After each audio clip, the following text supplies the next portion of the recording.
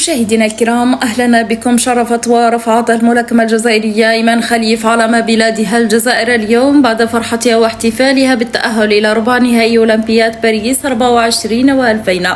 وذلك بعد تعرضها لهجمة شرسة وتنمر من قبل الغرب الذي وصفوها بالرجل الذي ينازل النساء، وقالوا أنه أمر غير عادل، وطالبوا الأطباء بالتأكد حتى من جنسها لترفض الرد على المواقع وترد الساحرة الجزائرية للملاكمة إيمان خليف على الواقع وتحديدا فوق حلبة الصراع بباريس، وتفوز على الإيطالية في 40 ثانية فقط قبل حتى دخول كل الجماهير لترفض هذه الأخيرة مصافحتها بعد النزال الذي جمعهم وتنهار بالبكاء. وأثار فوز إيمان خليف الذي سبقه التنمر عليها ولقبها الجزائريين بفخر العرب ضجة واسعة على مواقع التواصل الاجتماعي الجزائري والعربية، والتي أثنت كثير على بطلة الملاكمة الجزائرية إيمان خليفة.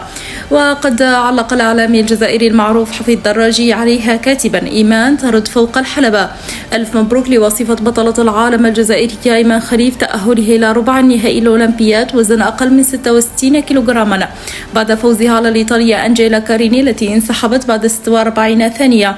رغم الحملة القذرة التي تعرضت لها قبل دخول المنافسة، ووصفتها بأنها رجل يتنكر في أزياء نسائية وكأننا في زمن لا يمكنه التمييز بين الرجل والمرأة. ورغم تأكيدات اللجنة الأولمبية الدولية بأنه الأمر يتعلق بإيمان وليس أمينة، كل التوفيق لابنتنا إيمان في ربع النهائي، والتوفيق لزميلتها رميساء بوعلام هذا المساء، وقبلها الجوهرة التي تبيض ذهبا كيليان مور عصر اليوم في نهائي الفرد العام للجمبازة. هذا وتداول ناشطون صور إيمان بعد التأهل بكل فخر واعتزاز،